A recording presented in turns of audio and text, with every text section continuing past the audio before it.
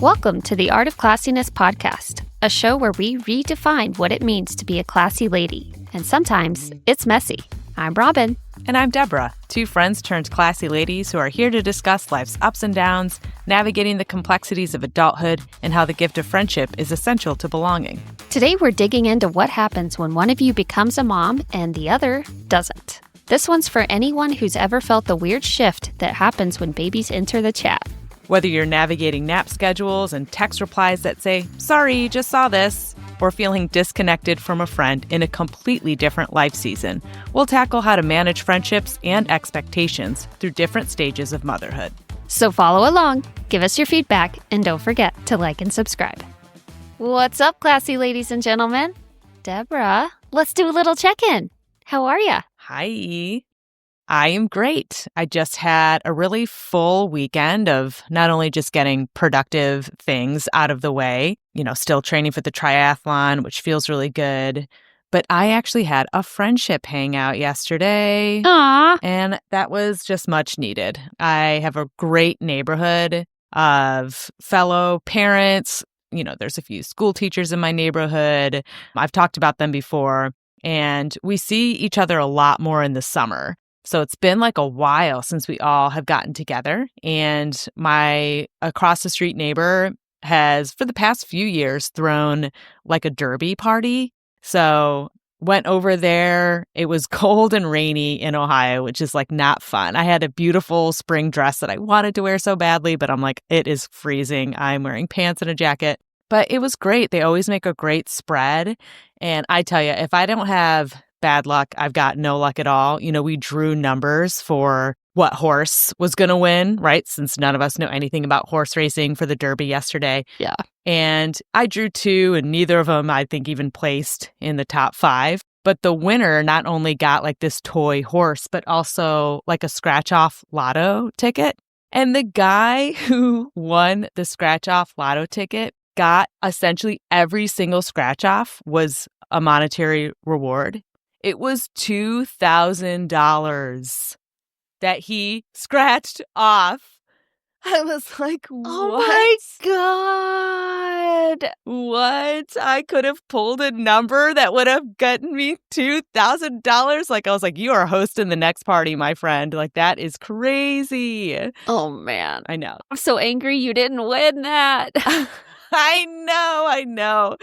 I tried not to overthink it because it just would have hurt my feelings, but happy for him. Yeah. And always a good time seeing my friends. But all in all, my life has not been as exciting as yours has been, Robin. You are finally in Bend, Oregon after a long road trip. Tell me everything. We're here.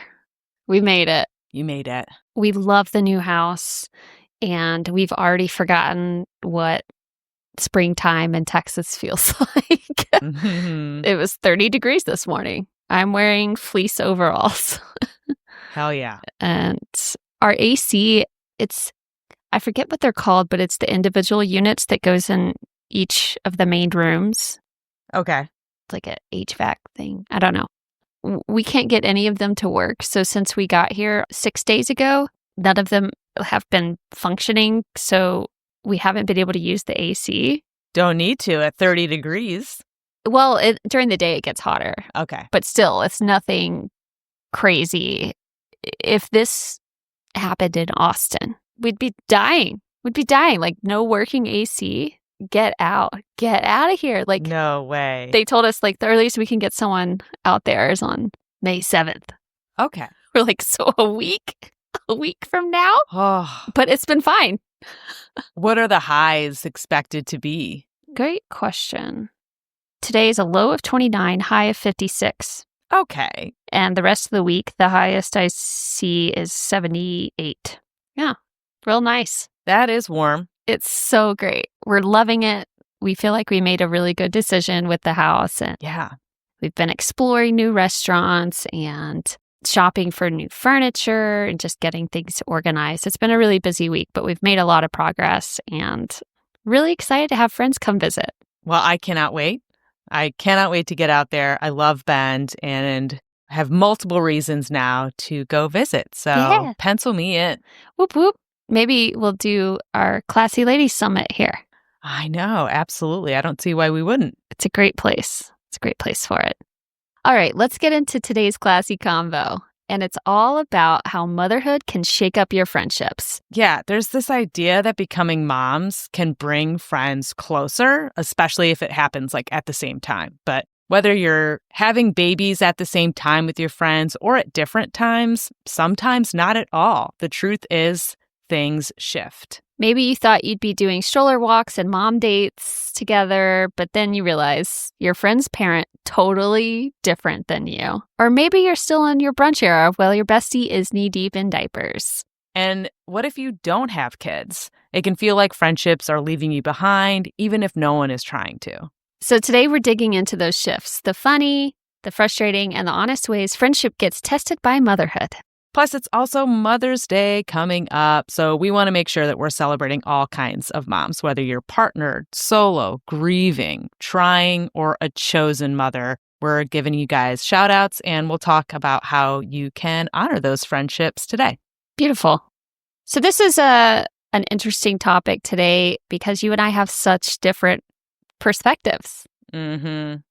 You have 2 kids, one of them with 2 digits in their age, and I have 0.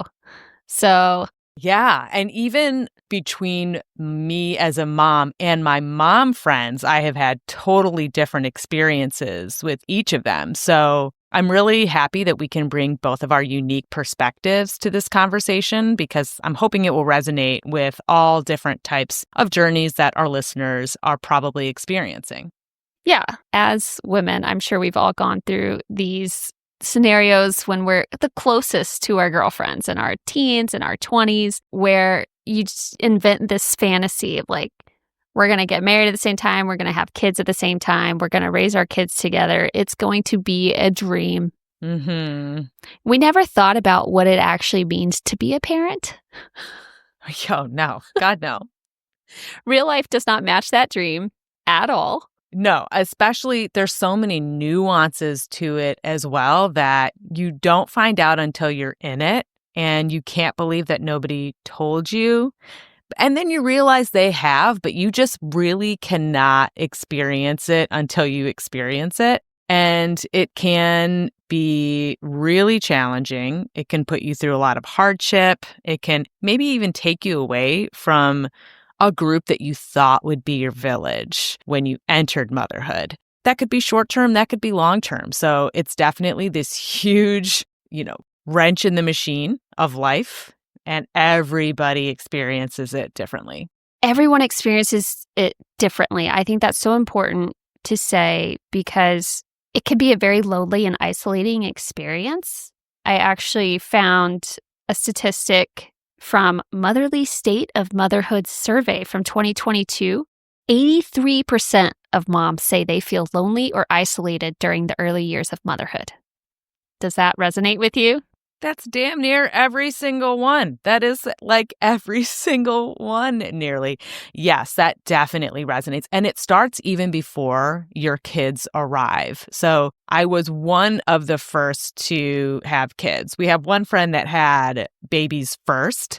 And now I look back and I feel even terrible for her because she didn't really have anybody in our group of friends to empathize with her. You don't know what you don't know. We don't know what we don't know. Like us showing up to help her was like us just essentially invading her space and probably making her work like twice as hard at things that we didn't know that we were supposed to do. Like when you don't have kids and you visit a new mom, you're like, oh, let me hold the sleeping baby. And like the mom is exhausted and tired and like trying to accommodate you. And you just and the baby starts crying. You're like, oh, here you go. Let me just give it back.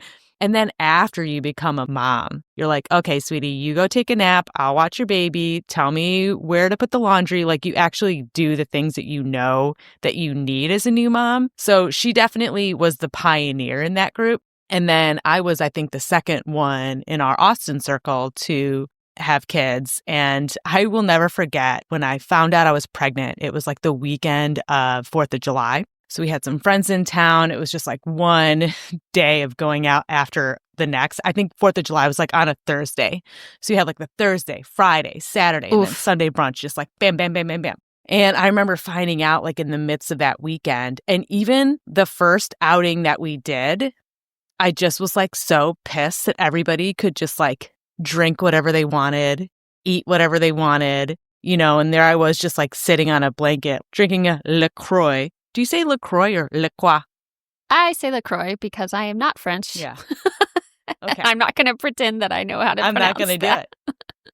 I was drinking a bubble water and just getting so irritated that like I couldn't have fun the way they were having fun. And you also kind of keep it to yourself for a little bit. So like that can be kind of lonely and isolating. And, you meet your friends out and then you're the first one to go home. And then you just don't even want to go out because you're bloaty and tired and your feet are swollen. And it is like a little preview of how your life is going to be different from your friends while you're pregnant, because then it just gets so much more intensified after the baby comes. So it was a while before the next person had kids. I want to say it was our friend Melissa about 2 years later, so I just remember feeling a little bit on an island at that time. And the pressure to make sure everything still felt the same in our friend group, like, no, it's totally fine. I'll just bring the baby. I'll meet you guys out. Like, no, it's fine. I'll just move his nap time a little later. Like, really felt this pressure of like, see, everything's fine. Nothing has to change. Everything's the same. And that was really exhausting as well. So for me, it started kind of early and it took a while for people to kind of catch up. But yeah, it was a tough transition for sure. And I will say, when people caught up, that's when a transition really started to happen. Like, there's no going out, period. Right. We don't go out. We go to a friend's house. You bring your kids. You don't bring your kids. There's chaos, but this is how we hang out now. Yeah, I would love to hear your perspective as, someone who did not have kids during this time, watching all of us, start families and growing that. What was that experience like for you? It was a little isolating in its own way because, if we got together for brunch or dinner without kids, the conversation revolved around talking about having kids. And I'm still happy to listen, and it's a learning experience for me, but I don't have anything to add to the conversation. What am I going to say? I don't know what I'm talking about. Right. But over time, you have to learn to adapt. And I just accepted my role as the friend with no kids. So I'm the one that can run an errand for you or, babysit. So you can have a dinner date with your husband. Like during COVID was crazy. I got furloughed at my job for a little bit. And so I was babysitting for Melissa actually, because parents were working from home and their kids were attending school from home, which is insanity. It was insanity. And so I would take care of the girls so she could take some calls without them barging into her office every 5 seconds. Yeah. So I got some special insights into parenting during that time, even though I was not a parent. And golly gee whiz, 3 hours felt like 3 weeks. But yeah, it's managing expectations. You really don't know what that's like until you're in it, because every friendship group is different too. All the dynamics, you really can't know until you're in it. And it's just learning that you can still stay deeply connected to your friends. It's just not going to look the way you thought it did. Yeah, you sometimes have to accept that your life is evolving into new phases, right? Even when you talk about going out versus not going out anymore, even that has an evolution over time before you even have kids. I remember sensing it because it used to be bar scene, going out all weekend, closing the bars at 2 a.m., and then we all kind of started working a bit more professional jobs. And then it was let's get happy hour. And then we'll go home at 9 because we did our time, and maybe a short brunch on a Sunday. But the nighttime aspect of going out really started to evolve and change, especially once we had houses. So it's just a nice transition into motherhood, but it still can feel like a sharp turn, whether you are the first one to have a child in your group of friends or you are the one that is child-free and everybody else has become a parent. So what happens when you all have kids in the friend group, but you're realizing you're all different moms? That is something I feel like we don't talk about enough because, we started this conversation by saying we imagine this perfect fantasy of like, and then we're going to get married around the same time. And then we're going to have kids at the same time. And we're going to be best friends through every season of our life. And everything's going to be great. And our kids are going to play together and they're going to be best friends. And you just don't know the kind of parent you are going to be until you have a baby. You really, really don't know. And that can be so wildly different from one friend to another. Like, I see so many videos, and these are like my favorite, when best friends tell each other that they're pregnant. Like, one was going to surprise one friend with like the news, and they're like, I was going to tell you that I'm pregnant. And they're like, oh my God, we're going to have babies at the same time. And that moment is so special and so sweet. And then reality hits. And it is crazy, the different choices that obviously there are to make in general.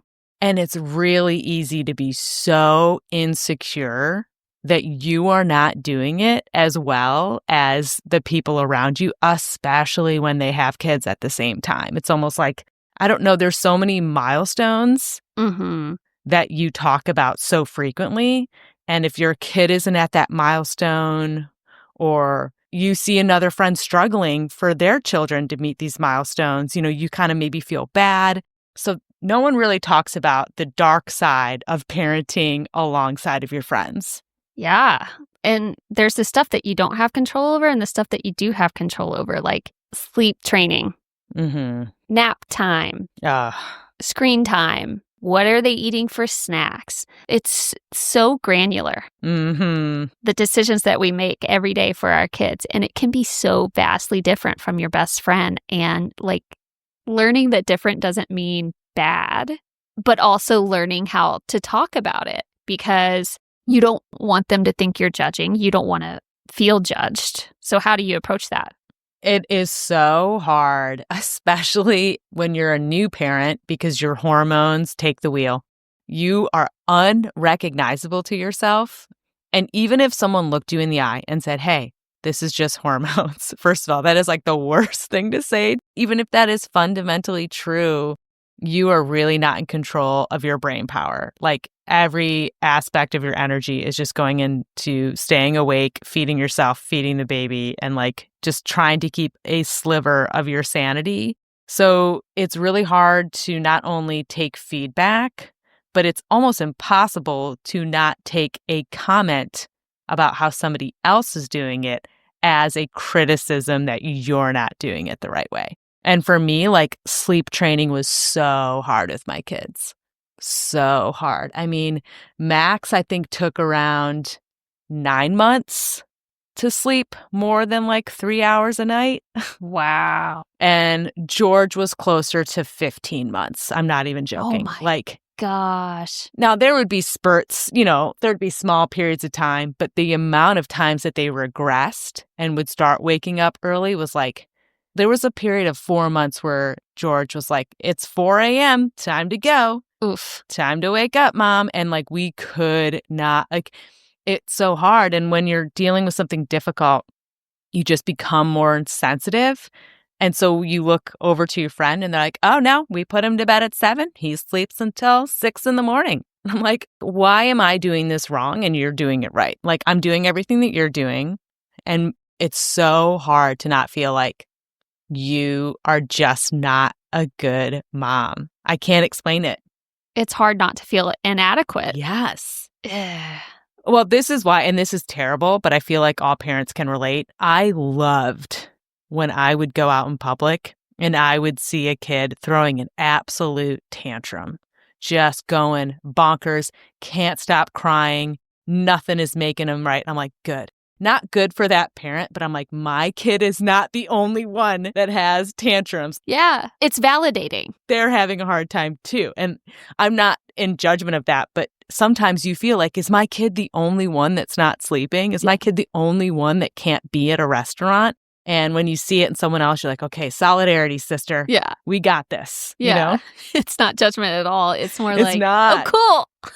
I'm not alone. You're not alone. And you can tell a mom between someone who has not had kids because someone who's not his kid's going to be like, oh, he's upset. And a mom is going to be like, what do you need me to do? Do you need to clothesline this kid through the store? What do you want me to you want one of my snacks? Like, you're in there trying to help in the weeds. And yeah, it was so validating to me every single time I saw kids misbehaving. Did you ever have any intrusive thoughts about when you went back to work? I could not wait to go back to work. I could not wait to go back to work. And I get it. That's a hot take. A lot of people don't like that. I needed to feel in control of things that were actually going to listen to me. I wanted to know, if I do X, I will get Y. And when you are working in a job, like, that is how it should operate. So I had a relatively, 9-week maternity leave, not very long, longer than some other people are afforded. And boy, I got to work and everybody was like, hi, are you okay? Like, expecting me to be sad that I was away from my kid. I'm like, here we go. Who wants to get a coffee from downstairs? And for me, early childhood was an incredibly difficult time. I obviously love my babies and cherish the moment, all of that bullshit that they tell you, but I couldn't wait for them to be humans, not just babies. I wanted them to walk. I wanted them to talk. I wanted to have conversations. I was not a good nurturer, so I could not wait to go back from work. So I didn't really have those intrusive thoughts at all. I was like, you guys got this at home? See ya. That's great. I'll be back later. Now, I was fortunate in that my husband could stay home with our son for the first 8 months. So I didn't have any fear about, being at daycare. What are they doing? What's he eating? Sometimes he would meet me for lunch with my son so I could see him during the day. So that was great for me. But man, I couldn't wait to be wearing heels and a nice dress and not pick things up off the floor that have been thrown when I'm eating. You know what I mean? It was great. Did you know people on the other side of that, though? Friends who did struggle to leave? Yeah, absolutely. I know friends that, never went back to work, which is great. They were able to make the decision to be stay-at-home moms. And I peripherally, and by that I just mean kind of keeping up with people on Facebook, knew moms that went back for a month and were not doing it. I need to be at home with my babies. Or seeing status updates of I cried all day. This was so terrible. How do moms do this? And I was like, I don't relate to that feeling. What's wrong with me? Nothing. You don't relate to that at all. But I did feel very guilty that I so enjoyed going back to being an adult and not just a mom. And I don't mean that in a derogatory way, but for me, it was really important for my own sanity to have that sense of control over my career. But yeah, I knew moms that really struggled with that transition back to work, and some decided and had the opportunity to not return at all. But everybody approaches motherhood differently. And as a result, you can approach parenting differently. And that can result in very different parenting styles among your friends. And I'd say different parenting styles doesn't mean it has to affect the friendship. Right. Because you were friends before the baby. And yeah, things are going to change after, but that person's still in there. Yeah. And maybe you have different perspectives on how to raise a kid, but I think there's ways that you could still have conversations around it without getting heated, stay curious. Maybe you could learn something, instead of I'd never do that, try something oh, that's working for you? Tell me more. Yeah. And always remembering that everybody's life operates differently. Just because your friend can get their kids to go to bed at 7 p.m., I remember hearing that number, 7 p.m. I was like, if I put my kids to bed at 7, I would see them for an hour and a half after work. And that would be it. That's not enough time for me and my babies, especially when I only see them an hour before work. No. And my husband and I made the decision that they're going to stay up later. We'll put them in bed 8:30. Right? Because I wanted that time. I was coming home, making dinner, bathing them, all the stuff. There was no way I could get to done by 7 p.m. Yeah. It wasn't going to happen for me. So the few times where that did make me feel a little bad, I was like, nope, that's not your life. This is not the life that you can do. It doesn't work with your schedule. nobody's getting gold stars, okay? No one's getting gold stars. No. So just do what works for you. And remember that you are making up the rules as you go. And just remember, this is a quote that I always hear attributed to motherhood. The days are long, the years are short. Ooh. And that is so true.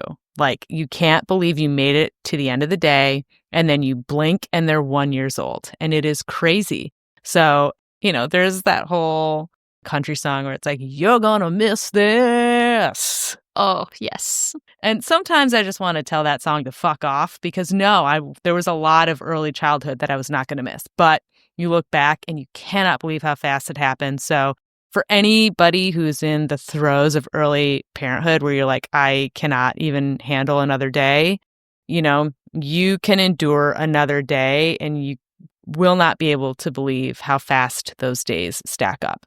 Speaking of how fast those days stack up, I think this is where friendships fall to the wayside. Yes, absolutely. You lose track of time, you lose track of who you are, and it becomes really difficult to schedule hangouts with your friends. And even then, if several of you have kids, good luck getting the whole group aligned at the same time. Whether you are the one that doesn't have kids at that outing or your kid is a little older and doesn't need constant attention, trying to talk to a parent when their small baby toddler is around, try getting to the end of that story. Good luck. Like you get interrupted a million times. They're distracted. They can't keep their focus. Like, it's so challenging. I specifically remember, like, Melissa's house, she became kind of a hub. Mm-hmm. Great space for all of us to get together. She was happy to host. It meant she didn't have to leave. And sometimes I would just go over by myself, hang out, and I remember just following her around the house trying to tell her a story, and it would take like an hour. Yeah. It would take an hour to get that story out. And I'm like, I don't even know if she's going to remember this. Oh, no, absolutely not. I mean, and it is so challenging on both sides. On the side where you don't have kids or you're maybe not distracted by your kids, you want to hang out with your friends to fill your cup, and sometimes you leave feeling a bit more empty than when you arrived. And when you're the parent, you kind of want the same. You want it to be this time where you socially connect and you are just so overstimulated. It's like 5 different radio stations playing at the same time. And it can be really challenging to navigate and leave feeling like you still have a close friend versus feeling like you're drifting apart. Yeah. And some people might think, oh, well, you could just hang out like during their nap time. No, that's their time to catch up with literally everything. Maybe take some meetings that are uninterrupted. Mm-hmm. Like, there was never a time where Melissa was like, the kids are napping, come over. No. It was, the kids are napping, come over when they wake up. Right, because I need that extra set of hands. Yeah, there's no break. There's no break. So what advice do you have for friends at different stages of motherhood or not motherhood so that they can still feel connected to each other? I have really, I feel like I'm late to the trend on this, but I've loved voice memos. Yeah, love it. I'm really enjoying the voice memos. I just love hearing my friends' voices. I think it just makes things way funnier too, because the way you say things, they get lost in translation when you just send a text, And giving your friends a call, like if you're the one without a kid, you have the power to show up literally in any way you want. And that friend is going to be appreciative because I can only imagine how left in the dust they must feel. Yeah. And so that's why I was always like, yeah, I'll come over. I'll come hang out. Also, I love all my friends' kids. So it's never been a weird thing for me to be like, ugh, they're part of the gang now. Yeah. Especially like the kids get older, they all have their little personalities and you want to be friends with them too. Like, I think just embracing this new version of your friend group. It's more of a family than it ever was before. Like, we call our friends our chosen family. And now you are raising kids together. Yeah. You know, like I don't have my own kids, but I'm still part of everyone's experience. I still see their trials and tribulations. I see the challenges. I see their wins. Mm-hmm. It's very rewarding to see the kind of moms you guys have turned into. Oh. It's inspirational and it makes me feel safe when I think about if I have a kid. Oh. You know, that's one of the pros to being one of the last ones remaining without kids is that you guys are pros at this point, and anything I need, I can reach out. I know you guys have got me, and that feels good. Oh, for sure. Yeah, and I think that is a great way to phrase it, is you have to embrace the different version of your friend and the friendship circle at the same time, because introducing tiny humans changes everybody's dynamic and perspective. And it's okay to let those friendships evolve. Mm-hmm. You know, it's really beautiful too when I look back at our wild 20s and all of the sometimes reckless decisions that we made, and contrasting that to how careful a lot of us are now. Like, I just was thinking about this the other night. I'm a big melatonin gummy girly. Okay. Love me some melatonin. Put me to bed. Okay. Love some melatonin. And I remember Lauren and her husband and kids visited me, and they saw that. They're like, oh, you take melatonin? I was like, oh yeah, give me 2 of like the extra strength gummies every night. They're like, you take 2? And they're like, is that even like good for you to like have that much like melatonin? And I'm like, we used to shotgun beers in alleys. What do you mean? Am I taking too much melatonin? Do you have any idea and I could say a million more things, but I will not, of dangerous decisions that we made in our 20s? Like, give me the melatonin, you know? That's a really good. That's what happens. When you become a parent, you kind of move into these more mature versions of yourself. And it is really beautiful to see at the same time, like the growth that somebody can experience, you know? Yeah. So at the end of the day, whatever stage you are in parenthood or in your solo life, what are some other things that you can do to navigate being in different seasons while still maintaining your friendships? That's tough. That's really tough. Because when I just think about our own experiences, it's not just different parenting styles. It's the way socialization changes for those new parents and whether they want to be involved in your life right now, whether they have the capacity. Some moms become very insular and some do what you tried to do. It's like, no, everything's fine. This is normal. Yeah. I'm still a social butterfly.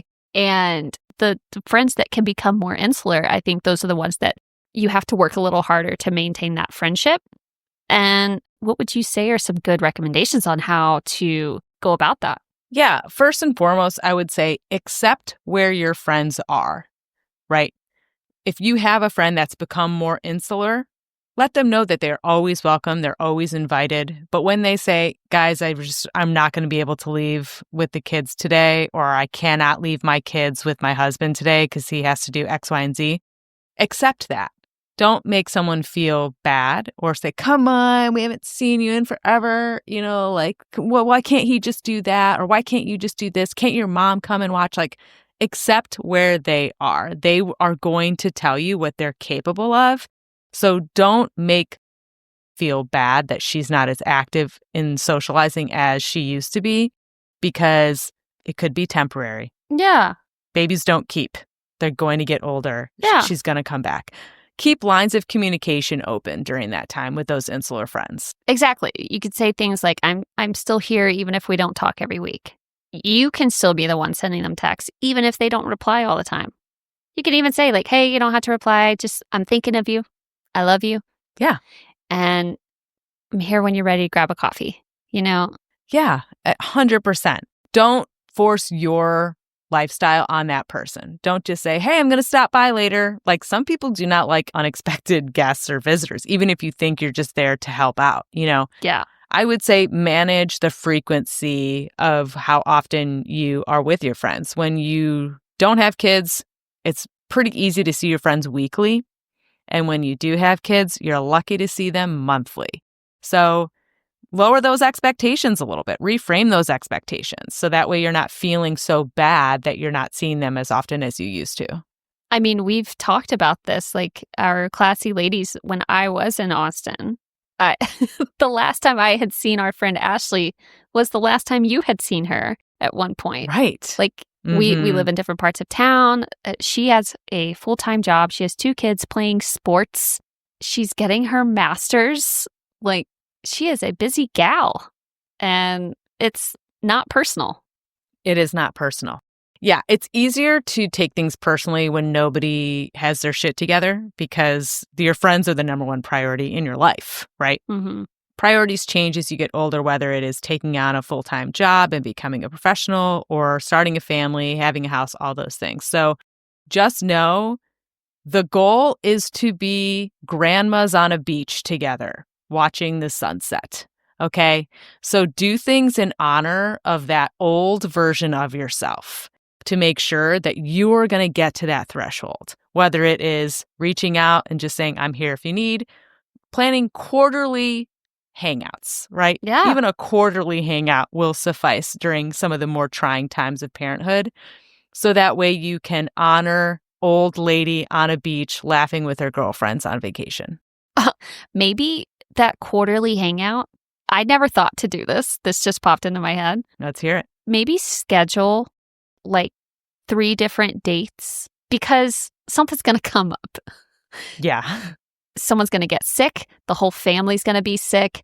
Someone's going to be like just completely exhausted from their week. Kids aren't napping. Things are going to get canceled. That's fine. Mm-hmm. That's fine. Let's get a few dates on the books. I want you to tell me 3 dates in the month of June that will work for you. I'm going to mark everyone on my calendar. And then 5 days before each one, I'm going to check in. Yeah, that is a great idea. You have multiple placeholders, or maybe you're like, hey, from Thursday to that Sunday, we're just going to have an open schedule of anybody can get together in any increments during this time. Call it your quarterly friendship review. Do something fun, have a picnic, be outside, invite the kids. But even just managing expectations to hang out quarterly can A, be something you look forward to, B, really lowers the pressure of trying to be as social and active as you used to be. And it also gives you plenty of time to coordinate schedules and make it a memorable event. Yeah. And here's like one of the simplest things you can do if this friend you can tell like struggles to even make plans. Say, hey, I want to come over this weekend. Is that okay? I'm bringing takeout. Lunch is on me. Yeah. And like, I already talked to your husband. He's going to take care of the baby, and we're going to sit outside, enjoy some nice weather, and eat our lunch and dish out some tea. Yeah. Perfect. Yeah. You look like you were just so excited about that idea. Yeah, I honestly was, as you were saying that.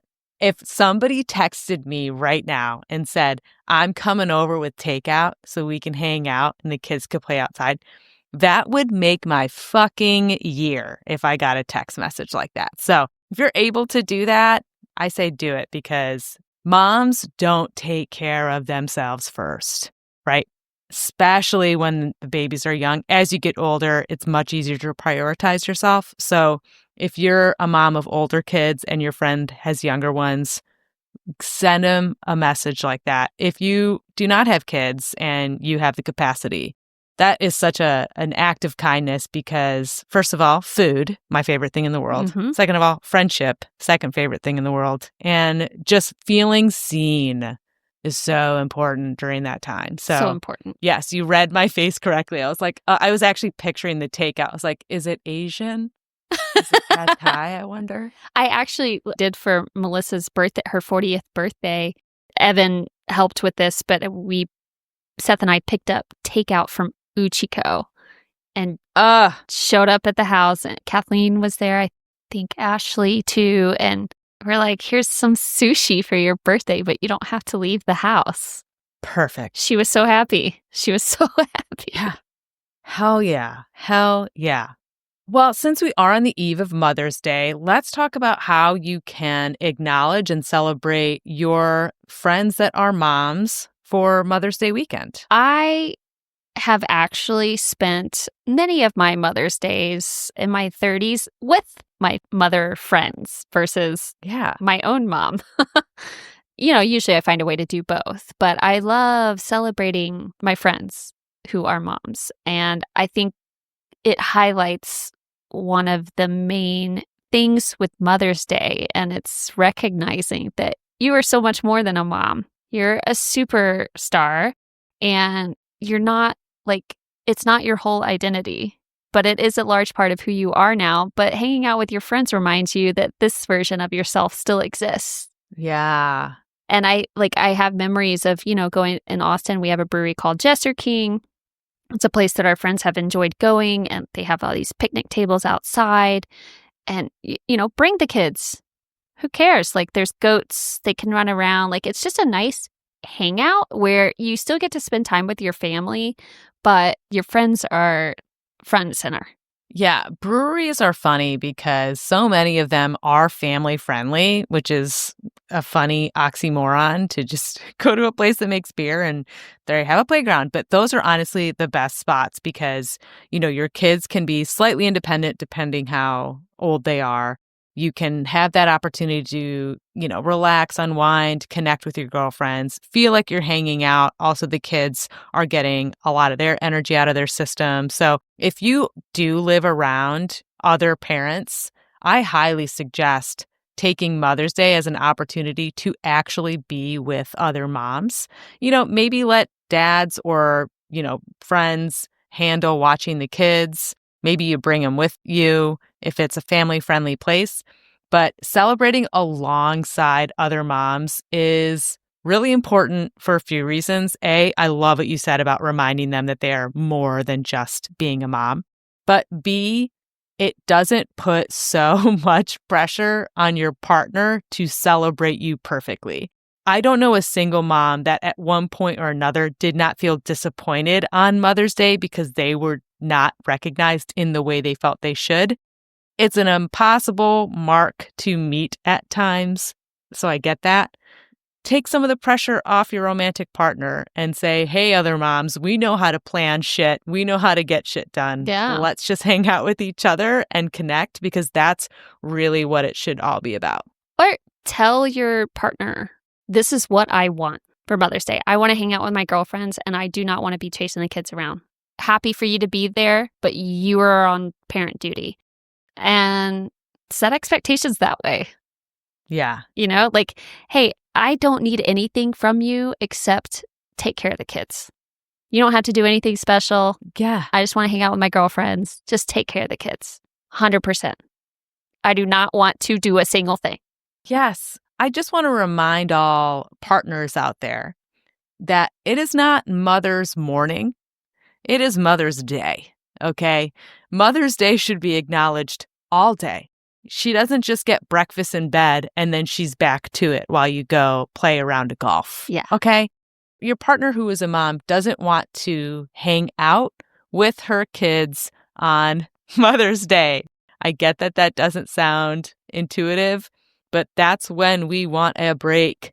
We want to feel adored and we want a break. Yeah. So just get those two things done and make it last past breakfast. If you ask a mom, what are we doing for dinner tonight on Mother's Day? You've done it wrong. You've done it wrong. You didn't think it through. Okay? Plan ahead, get ahead of it, and make sure she feels celebrated because I don't know a single mom that hasn't done something spectacular for her partner on Father's Day. And dads are always leaving their kids on Father's Day. They're bouncing, see you later. So give moms the same respect and give them a little bit of a break. Let them enjoy themselves and feel loved. Yeah. And maybe the mom should just bounce. Mm-hmm. Like, just leave. Mm-hmm. I won't have my phone on me. Actually, I will because, emergencies. But, like, do not call me unless it's an emergency. DND. Yeah. Do not disturb. Like, I'm on a golf trip. I'm playing a game right now. Right. And maybe play golf. Yeah. Maybe actually play golf. Why not? Can't be that hard. You just whacking a ball. Yeah, it's fine. What's the big deal? It's fine. And I would say for our mom friends who do not have a partner and they're doing this all alone. Guilty. Yeah. Like, I would say that this is your opportunity to provide the kind of Mother's Day that maybe this mom hasn't experienced in a while because they don't have that partner that's taking the load off, Help take that load off for them. Be like, hey, I found a babysitter and we're going to brunch. Take a shower, do your hair, and I'm treating you to Mom's Day out. Like, find ways to show up for your single mom friends too, because they arguably deserve a break even more so. Yes, I would love that. I would love to do that for you. I know. It's okay. What are some gift ideas for friends to give to their other mom friends? I'm going to start with food. That's my favorite one. 1 year, I think it was the first year that I was separated on Mother's Day, my female coworkers got me a charcuterie board delivered to my house with a bottle of wine. Oh, wow. Oh. And perfect. Perfect because I didn't have to share it with anybody. I ate it in one serving and it was great. So I love gift baskets. I know some people think it's tacky or impersonal. No, give me these little tiny shortbread cookies that I would never buy. Give me a little truffle here and there, a meat and cheese spread, like perfect. So I think there are a lot of great sites that you can order personalized charcuterie boards. I think that's great. If you can swing it, maybe you want to go higher ticket value, massage gift card. Like, love it. Or like a spa day pass kind of thing. Yeah. Just something like that. Something that is going to force that mom to take time for herself and like actually be away from the kids, right? Mm-hmm. Whether it is the spa or maybe you're like, hey, I got tickets for us to see this play, or I got tickets for us to go to this concert and I'm giving it to you because I want you to have a break from your kids. Like forcing them to get out of their motherhood routine, I think is always a good idea. Yeah. And, if you're a low budget girly, here's a simple idea. Get a framed photo of you and your friend or group of friends pre-kids. Oh, I love that. That's a great idea. Because that's also probably the last time you took a group photo.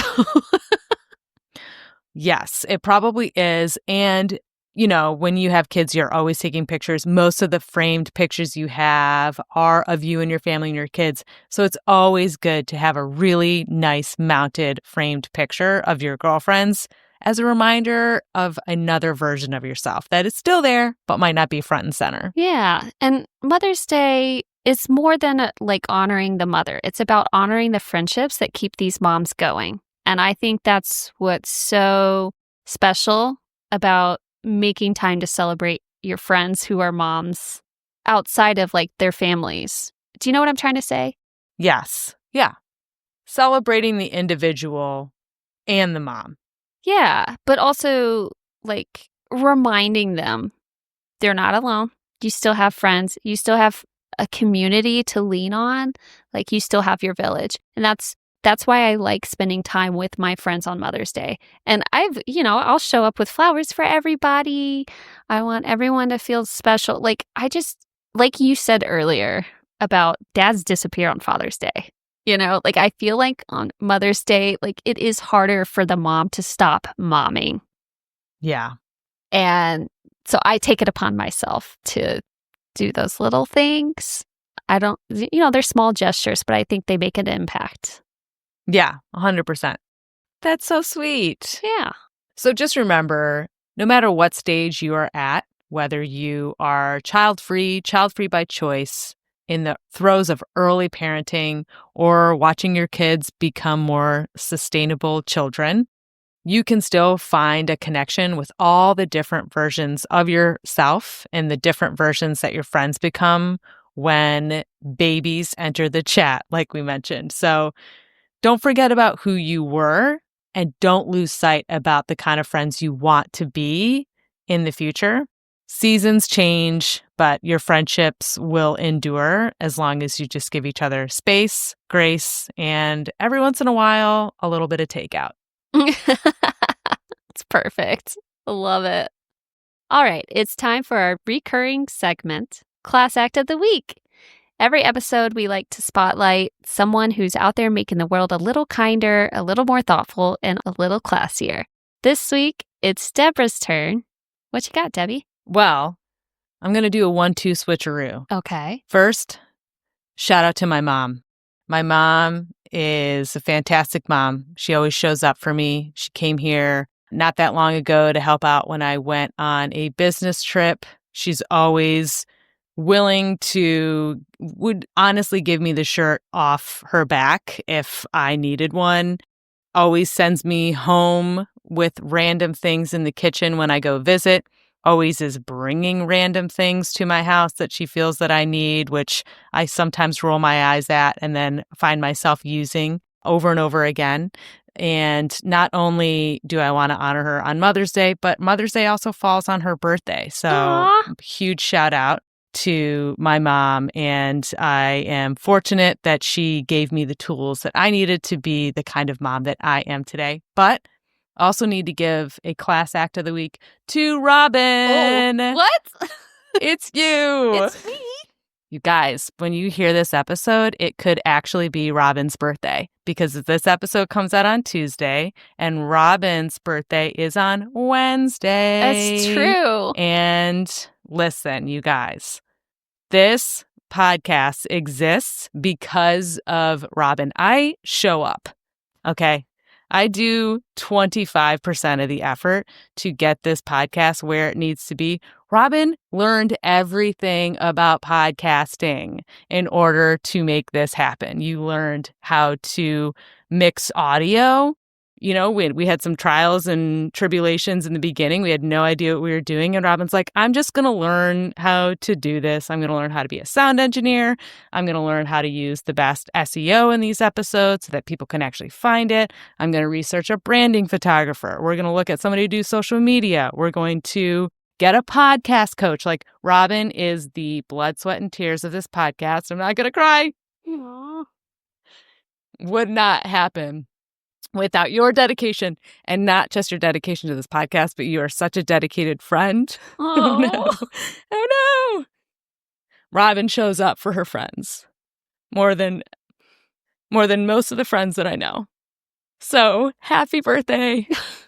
You're such a beloved friend of mine. I'm so fortunate that we get to do this together and that this has brought us to a whole new place in our friendship. Mm-hmm. And it was all your idea, and you dragged me here.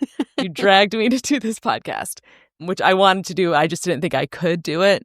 And Robin always believed in this and our podcast. So you are my class act of the week. Okay. That's so sweet. Thank you. Of course. I actually forgot about my birthday, which is crazy because I love my birthday. We've just had so much going on. I know. But, thank you. Of course. Wow, I really do a lot. You really do. You really do. I don't think about it until people, like, list it. I'm like, oh. Yeah. Well, good. I'm glad that you can hopefully feel that because it's all true. And I just want everybody to know it, too. So there you go. I will drag anyone that's willing to be dragged to get them where I know they could be. And you were willing to be dragged. Mm-hmm. I appreciate you for that because I know you say I this podcast wouldn't exist without me, but it also wouldn't exist without you. Like, you're such a huge personality, and I think you add so much to this show. Like, I've grown because of you, because of your experience in this space, and it has been really fun. It's been really fun. It has been so fun. Okay. Okay.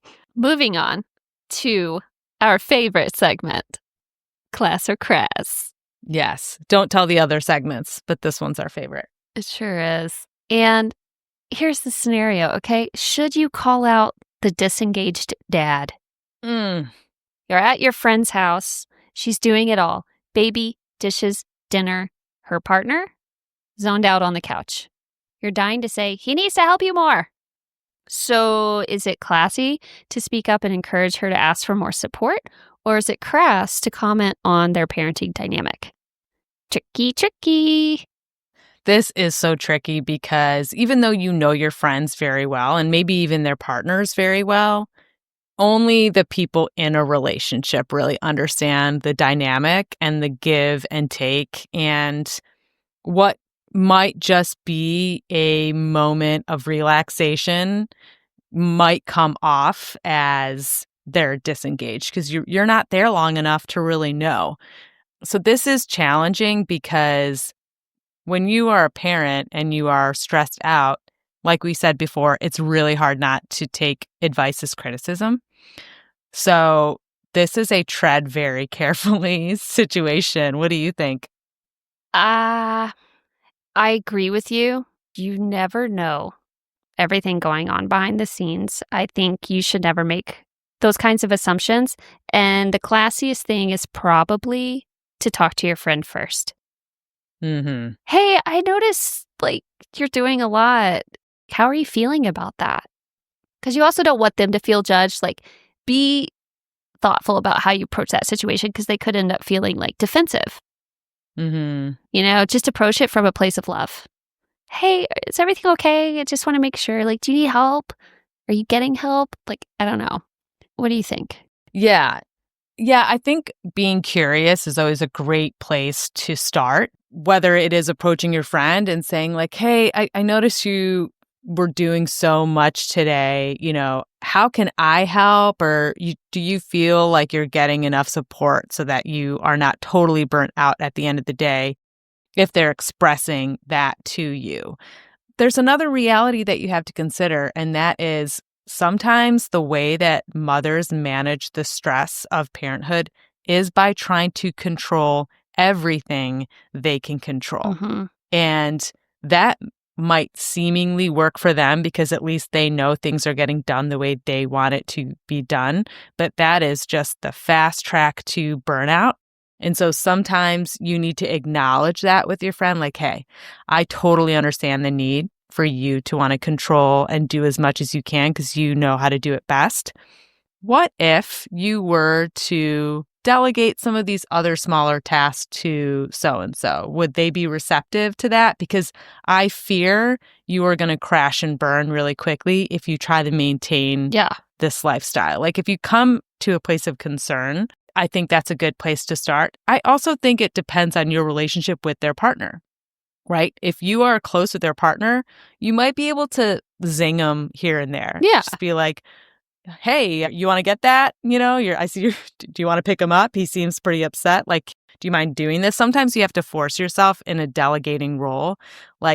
Hey, Thomas, do you mind actually running upstairs and getting this diaper so that Luann can finish, cooking. Thomas cooking and Luann.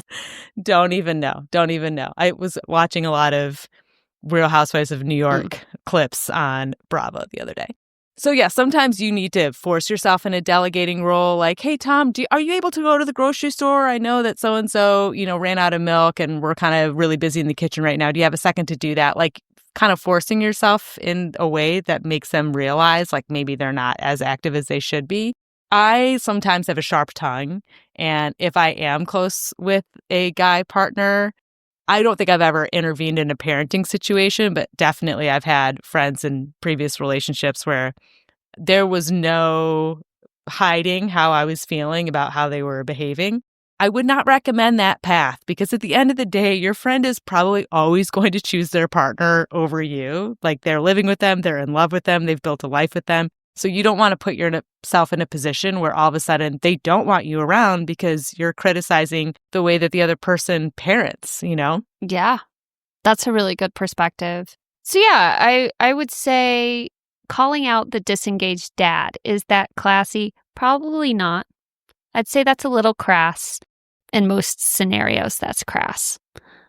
Yes. The classy way to handle it is to approach the friend that you're closest with curiosity and support. Yeah. Yeah, absolutely. Hey, I noticed this. I just want to make sure that you have everything you need. I'm here for you. Because at the end of the day, like, it's their life. They get to make these decisions for themselves. You cannot tell them how to live it. Perfect. Boom. Mic drop. Well, that's it for today. Before we go, we want to leave you with one little assignment. Send a quick message to a mom friend today. Tell her what she's meant to you in this season, even if it's been a hard one. And if your friendship has gotten harder lately, you are not alone. This doesn't mean it's over. It just means it's evolving, and that's okay. So whether you're a mom, love a mom, miss a mom, or are figuring it all out, we're wishing you a Mother's Day that's warm, honest, messy, and meaningful. Don't forget to follow us on Instagram and TikTok at Art of Classiness and leave us a review if you loved this episode. Thanks for hanging out with us. We'll see you next time. And remember, classy is a state of mind. So mind your classiness. Bye.